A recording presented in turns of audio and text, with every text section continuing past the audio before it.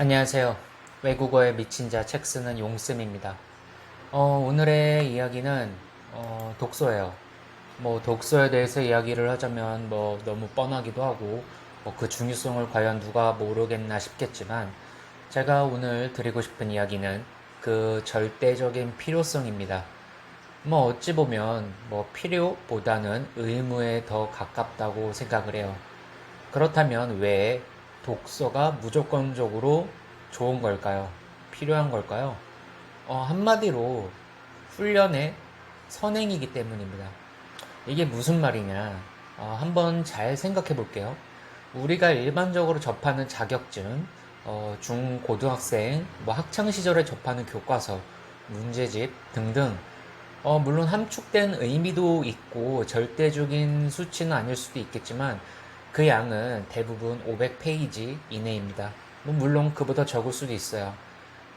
그 이상의 경우는 일반적으로 벽돌책이라고 불리면서 사람들이 그렇게 많이 읽지는 않죠. 우선 소설이든 전문서적이든지 간에 뭐가 됐든지 일단 이 정도 분량의 책을 읽어내는데 익숙해지셔야 돼요. 일정 시간 집중하기, 일정량 보기 등등 순간 몰입할 수 있어야 합니다. 더욱이나 그 영역에 절대로 제한을 두어서도 안 돼요. 그냥 닥치는 대로 읽으세요.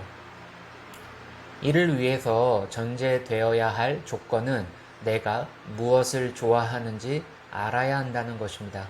맞아요. 거기서부터 시작을 하는 거죠. 그래야 그 범위를 확장해 나갈 수 있기 때문이에요. 그 두 번째로 간혹 뉴스에서 다루는 이 기사 한 번쯤은 들어보셨을 거예요.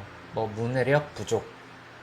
아니, 시대가 어느 시대인데 문해력을 따지나 싶기도 하겠지만, 요즘엔 유튜브 쇼츠, 등 플랫폼이 대세고, 이제는 AI가 대용량의 문서도 정리해주는 그런 세상인데 말이죠. 참고로 제가 중국어나 일본어, 베트남어를 공부할 때 저의 한자 실력은 매우 큰 도움이 되었어요.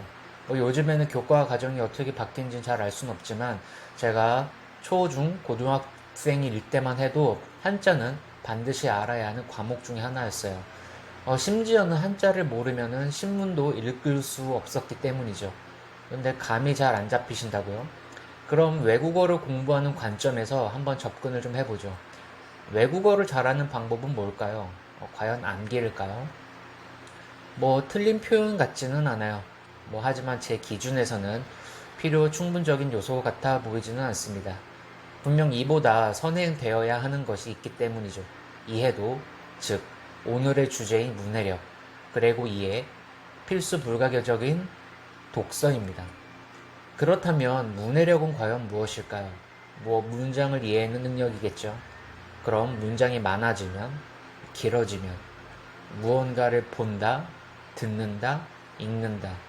하지만 이해가 동반되지 않은 그저 받아들임이라면 그것이 과연 자신의 것일까요? 외국어 공부 또한 결국 문해력에서 시작하는 거고 이것은 어휘보다는 문장의 길이, 보다 구체적으로는 그 구조와 밀접하게 관련이 있다고 생각을 합니다. 그리고 그 문해력을 기르기 위해서는 단위 시간당 받아들일 수 있는 그 양, 정보량, 즉 독서량을 늘리는 것이 관건일 테고 그것은 우리가 좋아하는 서적을 적극 활용하는 것이 가장 유리하고 효과적일 거라고 생각을 해요. 더불어 중고등 학생이나 사회 초년생들이 자기 개발을 하기 위해서 하는 공부, 자격증은 대부분 시험인데 그것은 얼마나 많은 양을 다른 사람들보다 효과적으로 더 빨리 받아들이느냐로 이거 평가가 되기 때문에 이때 역시 기본적인 문해력의 정도가 매우 깊게 관여할 것이라고 생각을 합니다. 자, 그럼 이제 외국어 능력과 독서의 연관성에 대해서 정리를 해보죠. 결국 뻔한 이야기들의 반복이겠지만 다시금 되새기고 마음을 다잡아보자고요. 첫 번째, 1차원적인 컨텐츠에는 익숙해지지 마세요. 유튜브나 쇼츠, 틱톡 등 아직도 보실 건가요? 재미있고 자극적이지만 1차원적인 유혹에 빠지기보다는 시간을 두고 사고하는 능력을 기르세요. 현재 그 무엇보다 뜨거운 감자인 인공지능에 대해서 이야기를 하지 않을 수가 없는데 공부하는 인간은 그 무엇으로도 대체될 수 없다고 생각합니다. 자신만의 고유 영역을 만드세요. 하루 자신의 발전을 위해서 1시간조차 투자하지도 못하면서 과연 무엇을 할 수 있을까요? 아무도 주목하지 않아도 그 어느 때보다 도끼를 가득 품은 지금 우리는 가장 열정적이고 빛나고 있습니다. 구겨진 돈의 가치는 절대 변하지 않아요. 두 번째, 스스로에 대한 객관화. 독서와 공부는 반드시 구분 지으세요. 나 자신을 과대평가하지 말고 착각하지 말고 항상 시험 때에 스스로를 세워두세요. 그리고 그냥 하세요.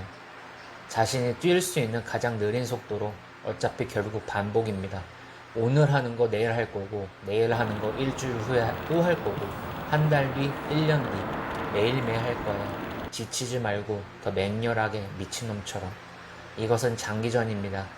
당신이 해야 하는 것은 순간 폭발적인 에너지의 발현이 아니라 전체 밸런스가 무너지지 않도록 하는 세심하고 예민한 컨트롤이에요. 세 번째, 어휘량에 절대 집착하지 마세요. 양은 곧 시간에 비례할 수밖에 없기 때문에 어휘의 양에 집착하면 저보다 먼저 일찍, 즉 선행자들을 이길 수 있는 방법은 없어요. 그러나 문해력, 이해, 즉 구조적 원리를 파악하기 시작하면 어휘는 충분히 대체 가능한 어휘가 존재하기 때문에 그 시간의 간격은 얼마든지 줄일 수 있습니다. 결국 개인적 능력치는 시간 대비 학습 가능 정보율이긴 하지만 극단적인 정보량을 학습하는 특정 분야가 아닌 이상 누구나 도달 가능한 임계점은 분명히 존재합니다. 마지막으로 독서는 일주일에 딱 한 권씩만, 그리고 귀에 피가 나도록 이미 들으셨겠지만 꾸준히. 욕심 부리지 말고 미리 포기하지 마세요. 어차피 현재 내가 해낼 수 있고 이해할 수 있는 범위는 정해져 있습니다. 그리고 결국 시간이 모든 것을 해결해 줄 거예요. 가랑비에 옷 젖듯 발전할 거고 빠르게 읽는다고 잘 읽는 게 아닙니다. 이것은 능력이 아니라 법칙이에요. 미래에는 뭔가 달라질 수도 있겠지만 현재, 당장 오늘은 그 양, 할당량은 무조건 정해져 있어요. 무한에 가까운 정보의 망만대에서 취해서 방향을 잡지 못하면 그만큼 손실은 크기 마련입니다.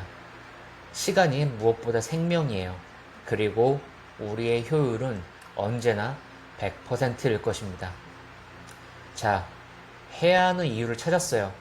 근데 또 하지 않아도 되는 이유를 찾고 계실 건가요? 도끼와 집착으로 스스로를 극한까지 밀어붙이세요. 플레이어 1, 준비되셨나요? 당신의 게임은 이제 시작합니다. 움직이세요. 그럼 오늘도 열공하시고 외국어에 미친 자 책 쓰는 용쌤이었습니다. 감사합니다.